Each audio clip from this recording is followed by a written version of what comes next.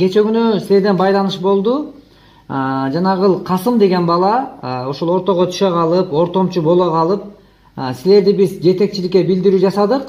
Бул Диларамда акча жок, калбай калган, акчасы жок, айласын таппай жатат. Биз дагы колдон келиши аракет кылып атабыз деп билдирип туруп, сенин төлөнө турган төлөмүңдү негизи $3000 түшүртүп сүйлөштүк. Алар барып туруп, бул жерде биз Кыргызстанда бир ошо өздөрүнүн бир фондусу бар экен. Биздин Кыргызстанда кыргыздар жөнөтүп атат экен, ал жака да, Индияга да адамдарды. Ошолор менен байланышып, анан ал жакта биздин ошол адамдар акча чогулткан, буларда жетишерлик акча бар, төлөй алат деп туруп, аяка билдирүү берип туруп, $8000 силерге төлөтүш керек болуп жатат, анын айласы, туурабы? Ошо менен кандай байланышып калдыңар? Ошону айтсаңар. Ал менен качан жолуккан Касым, эмне болгон Касым? Ошто жүргөндө баягы акча чогултуп, бет ошо оруп жүрүп, ошо немеге барам деп бардык клиника менен сүйлөшүп жүргөнбүз да. Ошо жакшы врач, кайсы врачка барса экен, кайсы немеге барса экен деп, мындай переводчикке барса экен деп жүргөнбүз. Анан кийин бул жактан Алхамди Кежиден анан аларга да кайрылганбыз. Алар да акча чогултуп берген кишине. Анан ал жерде ошолор Алхамди Кежинин адамдары, анан ошол жерде кыздар Касым деген ошо Макс Вишалиде иштейт, сени ошол жака жөнөтөбүз дешкен да башта. Анан ошолор тааныштырган.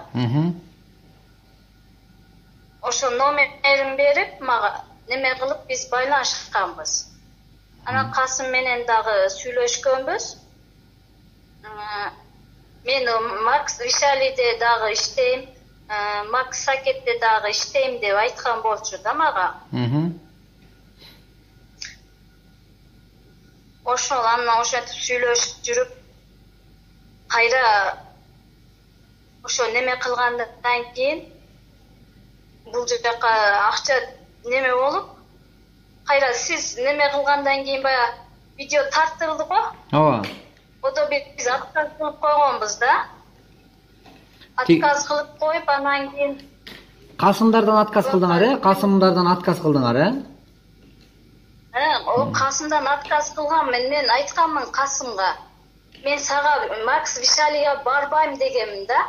Мен башка Фортеске кетип атам деп айтканмын. Анан кийин ал звонок кылбай эле койгон эле, мен деле сүйлөшпөй койгонмун кайра. Анан кийин бул жака келгенден кийин мага жазып калды, сен келипсиң, Индияда экенсиң деп. Ассаламу алейкум, урматтуу мекендештер, урматтуу бир туугандар, замандаштар. Кудайга чек шүгүрдөр болсун. Бизди амандаштырып, саламдаштырып, ушундай жүзмө-жүз көрүшкөнгө мүмкүнчүлүк бергенине шүгүрлөр. Экинчиден мен айткым келет, достор, бүгүнкү күндө мына ушундай бир өзгөчө кайрылууларды жасап койгонун туура көрүп атам.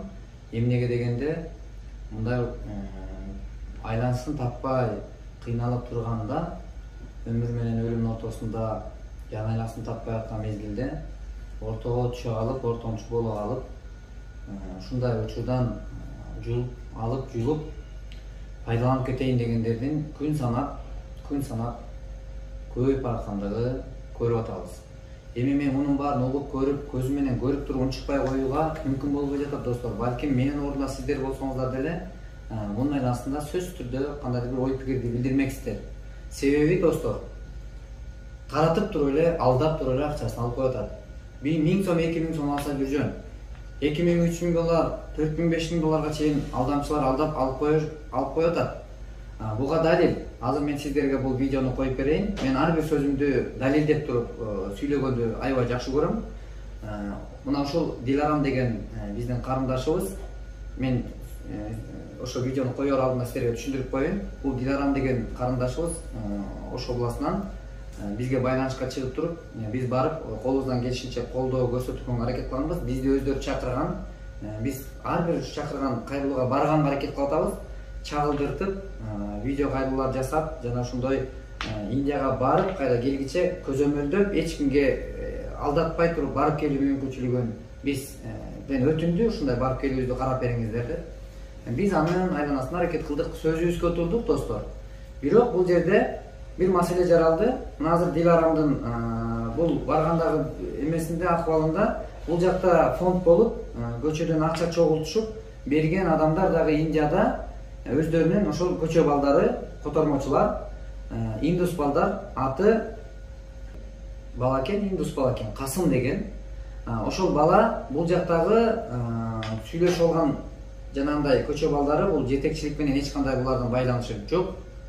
Сүйлөшүп алып туруп жөнөтүшөт. Ал жактан ортодон чындыгында достор ачык айтып коюш керек. Ортодо акча жегендер көп. Бирок ошого жол бербегенге аракет кылып жатабыз. Бирок ошол ортомчулардын жей турган акчасына бөгөт койсок, алар бизди жамандап чыгып, ар кандай өйдөгдөй сөзүн сүйлөп, бизди мындай бир туура эмес көрүнүштөрдү алып келип атат. Эми ошол жерде карагыла, кимдики чын, кимдики жалган, эми өзүңөр деле тараза ташына коюп көргүлөчү достор. Мен бул жерден актаныш үчүн эмес, мен кече комментарийлерде карасам, Азамат өзүңдү аппак көрсөтпө, сен деле мындай андай деген сөздөр айтылып жатат, бирок мен актануудан алыспын.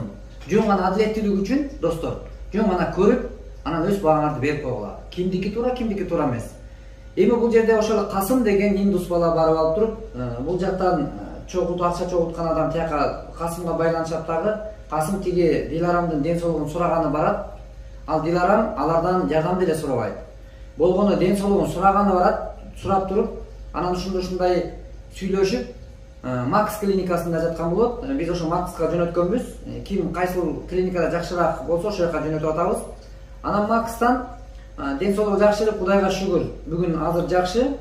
Эми ушул жерден биз операциядан кийин бул Диларамга $13.500 менен гана операция жүргүзүлдү. Негизи $26.000 деп барган. Бул жерде биз $12.500 биз эконом кылып бердик достор. Бул үй бүлөгө өтө чоң жардам. Биз $12.000 ашыгы менен төлөттүрбөй, биз наоборот элди аяр мамилебизди жасап, элди аябай атканыбызды мен сөзүм менен далилдеп жатам. Мен коштотуп төлөтүп кыйналткан жокпуз элди. Көзөмөлдөп атабыз, бирок ошону туура түшүндүрөчү достор. Биз муну кылыш үчүн кыйналып атабыз. Кыйынчылык менен болсо да ишке ашырып атабыз. Эми операциядан кийинки бир канча бир эмесин көрсөтөлү десек, ал барып дарылануу жана башка эмесин $3.000 деп сүйлөшсө, тигил Касым барып алып $8.000 чыгарып, Кыргызстандан бул биздин адамдар акча чогултуп берген, бул акча бар, төлөй алат дейт. Биз ага чейин ошол эле клиниканын жетекчилигине байланышка чыгып, бул Диларамдын төгө турган бектен акчасы калбай калды, пандемияга байланыштуу көбүрөөк бул жакта жатып калышты деп акыбалын, шартын түшүндүрүп, биз билдирүү бергенбиз. Аны эске алып, ал $3.000 гана эң низкий цена менен эсепке алып туруп, $3.000 менен эме чыгарып берген. Ошол чыгарып берген малда тигил барып алып туруп, булар алдап атат, булардын акчасы бар болсо деле ортодо наоборот бизди жейин деп атат деп жаман көрсөтүп туруп, достор ушундай акыбалдар болуп жатат. Эми ойлосоңор, бир кыргыз барса, аны аяп туруп $3.000 төлөттүргөнүбүз биздики туурабы же $8.000 төлөтөйүн деп аткан адамдыкы туурабы? $26.000 операцияны 13.000 жасаттырып жатабыз. Алар барып алып туруп 40.000, 35.000 чыгарып атат. Кимдики элди ойлогондун катарында кимди эсепке аласыздар? Ушул жагын тактап көргүлө. Биз кылып атабыз, бизди мактагыла, биз кыйратып атабыз дегенден мен алыспын. Бирок сөзүбүздүн айланасында иш жасап жатабыз. Элибизди сүйөбүз, элибизди жакшы көрөбүз. Бирок элибизди алдатпайлы. Ушундай жолго биз барбайлы деген гана ойду айткым келет. Бирок комментарийлерде дагы ой пикириңерди жазып атканда дагы мындай акыл калчап жазбачы достор. Просто ойлонойлу, сүйлөсөк да ойлонуп сүйлөйлү, иш кылсак ойлонуп иш кылайлы, жөн эле ойноп бир адамдардын тагдыры менен ойнобойлу. Бүгүн көз көрүп жатат. Алдап келип туруп, акыры келип туруп, бул дүйнө менен кош айтышып канчалган адамдар өтүп кетип жатат. Анан эле келип, Азамат ичи тар адам экенсиң, анан мындай экен. Мен чычалаган жокмун, просто түшүнүп атам. Бирок көрүп туруп бир маселени чечим чыгарсаңыздар. Бүгүн көп адамдар алданып калып атат. Үйүндө чырактай болгон балдары жетим калып атат, достор. Канчалаган энелер балдарын жоготуп, ботодой боздоп калып жатат. Буну эгер менин ордумда сиз болсоңуз дагы бул кадамдарга бармаксыз. Бирок буга чейин биз мындай алдоолорду, чайкоолорду жаап жашырып келгенбиз, бирок бүгүнкү күндө айтууга туура келип жатат. Ошон үчүн баягы ооруну жашырсаң өлүм ашкерелейт болгон учур бизде болуп жатат. Ошондуктан мен айткым келет. Ошол эле мына Дилярамга окшогон канчалаган адамдарды Индияга алып алдап атышат. Ушуга жол бербейли, достор. Сиздер дагы кабардар болгула, тууган урук досторго айткыла. Өз алдынча барып алып эле мындай частный лицо болгондо барат, аны алдаш жеңилирээк. Мисалы ошол эле учурда, мисалы кандайдыр бир деңгээлде, жогорку деңгээлде сүйлөшүүлөр жүргүзүп туруп, ошол жерде эми мындай эле мисал. Биздин эле Кыргызстандагы анча-мынча больницаларга таанышыңыз болсо жакшы карайт. Ишеничтүү тирегиңиз болсо. Ал эми ал бөтөн жер. Кантип далилдейсиз? Эчтеке деп далилдей албайсыз. Эчтеке деп ала албайт экенсиз. Мына былтыр да чагдырганбыз, 10 000 долларын бирөө жеп койду. Раматылык Майрамбек деген бала кайтыш болуп калды, 10 000 долларын жегизип алды. Көчөгө чыгарып койду, турукту бербейбиз деп, тирүү турган кыргыз мекендешибизде. Жүрөгүм ооруйт. Муну көз менен көрүп туруп. Майрамбектин келинчеги ыйлап, акш бостоп, ошол жерде аябай эмесин, айласын таппай, кыйналды, аягында өлүгүн сүйрөп келди, көтөрүп келди. Бул эмне дегендик бул? Ошол эле Айжамал деген кызды дагы сиздер билесиздер, былтыр мурдагы жылы Айжамал деген дагы кыз барып, Орто Талада алданып, аны да алдап, Рысбек деген бир акмак. Аны да чыгарганбыз. Бирок минтип алдоолордун аркасында ошол жактан өлүгүн көтөрүп келип жатышат. Муну кантип айтпай коебуз? Ошон үчүн, достор, колдон келе турган иштерди жасап, анан мүмкүн болушунча бирибизге жаман сөз менен эмес, жакшы сөз менен тирек болойлу. Алданып аткан элибизге туура жол багыт көрсөтөйлү. Эч кимге оорубагыла, бекем ден соолукта болгула, мекенибиз өркүндөп өсүп, жакшы өнүгүүдө болсун. Мекендештерибиз оору сыркоодон ар бир үй бүлө, ата эне, балдар алыс болойлу. Bir iki bala menen geldi da. Jatsam gelip janıma gelip oturup anan sen operatsiya bolgonumu uqdum deb oşentdi. Anan keyin detolugum surap oturup janıma gelip nerede suratga tushib ketdi da. Anan kayra dagı 1-2-3 gündön dagı geldi. Akça gerek deb akça surap. Ana men saga akça bere turgan akçam jok dedim. Kандай акча атасың dedim. Men senin arkandan gelgen jokmun go dedim. Jok, sen tögüşün gerek bolsa men mına nemeden çıgarbaymın dep oşentip turup aldım. Жок, эми ошол жерден Диларам уксаң, бул эмне себептен акча сурап атат? Сенен мисалы ал эмне кылган кызматы үчүн акча сурап жатат? Men ошого таң калдым да. Men жетерлүү акчам жок дегенмин. Az akça menen gelgenmin dedim. Sen meni kança akçamı var ekenin bilesin bir de sen yok. Bирок sen ошо немеге акча төлөшүң керек. Kança төлөшүм керек dedi? 8.000 dollar. 8.000 dollar сага төлөтөйүн dedi. Biz ошого дагы сени жем кылбай, жегиспей 8.000 доллар деген бул өтө чоң акча. Бул өтө чоң акча. Бул 8.000 доллар 8.000 сом эмес да. Мисалы, буну дагы аракет кылып, биз ал жакка мындай кылдык, Диларам. Буга окшогон акмактар көп болуп жатат бүгүнкү күндө. Буну мен эми азыр элибизге, журтубузга мен дагы бул нерсени далилдеп, мына ушу тастыктап, ар бир сүйлөгөн сөзүбүздө далил бар. Ушуга окшогон бир туугандарыбыз бүгүн канчалаган учурларда Орто Талада калып, мына көчөдө калды деп, кыргыздарды көчөдө калды. Биз эч убакта көчөдө калтыртпайбыз. Калтыртпашыбыз керек. Себеби биздин эже карындаштарыбыз. Эгер булардын айланасында бүгүн биз кам көрбөсөк, анда ким кам көрөт? Ким ойлонот? Азыр мынакей, бул мекендешибизди дагы Орто Талада сүйлөшүп туруп, биз 3.000 доллар менен гана маселесин чечип берейли деп жатсак, бул жерге алып, жок, силер 3.000 доллар эмес, 8.000 доллар төлөшүңөр керек деп, ортодо 5.000 долларды жеп кетүүнүн аракетин жасап жатышат. Бул учурда мен эми элиме булардын акчасы бар дейт. Эми эмнеге дегенде, бул жерде Диларанын башына келе турган болуп атканда, $26.000 менен операция болушу керек болчу. Сенин операцияң Кыргызстандан келатканда. Анан булардын операциясын биз сүйлөшүүлөрдү жасап, бул жерде бар анализдер тапшырылып туруп чыкканда, бул жерде $13.500 гана операция жасала турган болду, пересадка болбой туруп, Кудай буйруса, Диларам. Эми ошондой болгондон кийин бул жерде акча эконом болду деп, булар ошонун айланасындагы жүргүзгөн аракети. Мына ушундай болуп жатат, Диларам. Ооба, ошондой. Анан сен эмени да айтчы? Акчаңар, жетерлүү акчаңар бар, силерде акча бар деп, ошо мага $8.000 төлөйсүн деп, менин мойнума неме кылып атпайбы, мен ондой акча менен келген эмесмин деди. Пересадка деген ошто бирок ага даже ошого деле акчам жетпей келгенмин деп айтканмын.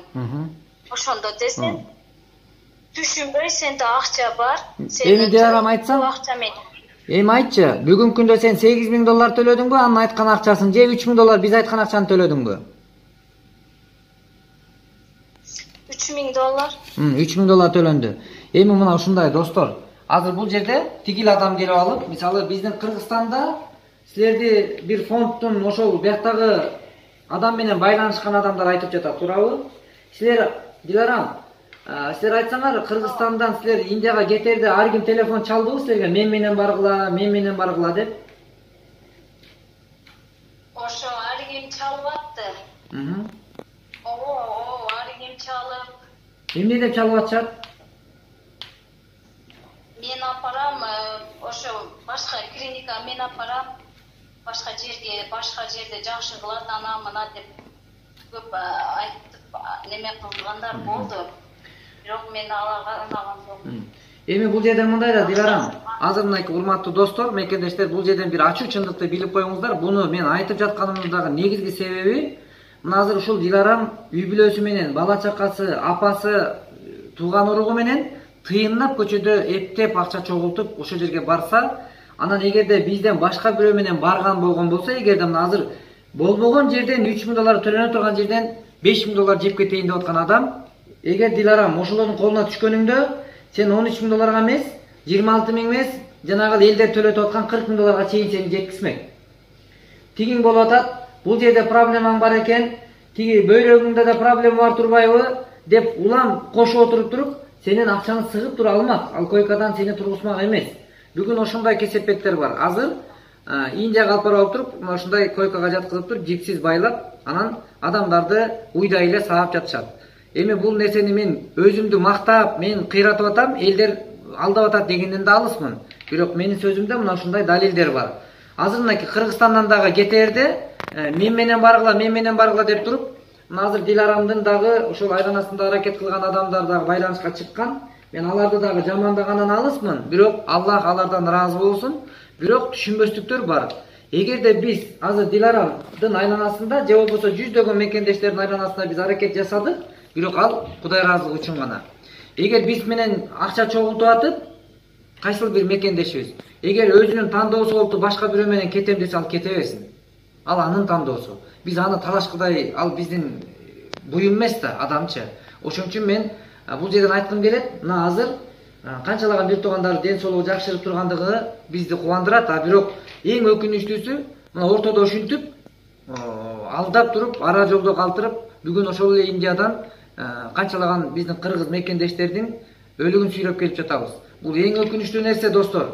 Ошон үчүн бул нерсеге чогуу биргеликте бөгөт койбосок, баары ишеничтүү. Ошо $8.000 ордуна $3.000 төлөгөнүм үчүн ошо мага бардыгы ошо неме бардыгы ишеничтүү болду.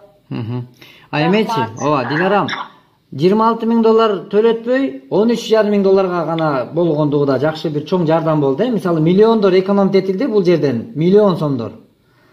Кудай буйруса. Ооба.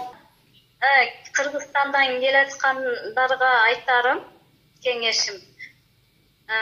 Эч кандай адашпай, жолду жакшы туура тандоону айтамын. Эч кандай адашпасын деп. Алдангандар көп экен. Ошо алданышпасын дейм. Туура жолду тандап, ишеничтүү адамдар менен келишин каалайм. Ошол эле кайрымдуу болуу фонду менен да барып, бир көчөдө алданып калгандарын, бирин экин адамдарды көрдүңөрбү ошол Индиядан? Жок, көргөн жокпуз. Жарайт. Буну мен айтып жатканым, Диларам, Кудай буюрса ден соолук берсин, Аллах Таала амандык берсин берген дартына. Мен достор, бул кайрылууну жасап жатканымдын негизги себеби бар. Негизги себеби канчалаган адамдар бүгүнкү күндө ара жолдо калып жаткандыгын мен буга чейин жашырып келгем. Мен мындан кийин жашырбай турган болуп чечтим. Себеби бир адамдын алданганда экинчиге үлгү болуш керек экен. Себеби канчалар барып алып туруп 1000 сом, 2000 сом эмес, миллиондорду алдатып жегизип жатат. Мисалы ушуга окшогон эле мекендештерибиз мына кече жакында эле барган дагы ошол эле Дайыр деген байкебиз бар. Азыр Диларамдар менен чогуу Индияда. Ал мекендешибиз дагы 13 000 доллар менен операция болду. Бул жерде деген барып алып туруп эл түшүнбөйт. Жаткызып туруп эле ачып жаап туруп мен сени операция кылдым деп туруп жаап койсо ким кантип далилдеп бере алабыз? Эч кимди далилдей албайбыз. Ошон үчүн мына ушундай сыяктуудай эле жолдор менен акчасын жеп жаткандар бар. Бирок буга үстүртөн көзөмөлдөп андайга жол бердиртпей аткандыгыбыз бул эң жакшы жетишкендик болуп жатат. Андыктан мына достор, мен бул жерден айтайын дегеним, Диларам эже айткандай, туура багытта жол тандап барууну аракет кылыңыздар. И ким менен барсаңыздар дагы тастыктап тактап жасай турган операция жасай турган врачыңардын ким экендигин билип алгыла. Барганда кайсыл клиникага барасыңар, кантип, кандай жол менен барып келүүңөрдү толук кепилдик барбы же жокпу деген сыяктуудай суроолорго жооп алып туруп жолго чыгыңыздар. Аллах баарыңыздарга амандык жана ден соолук өмүр берсин. Бар болуңуздар.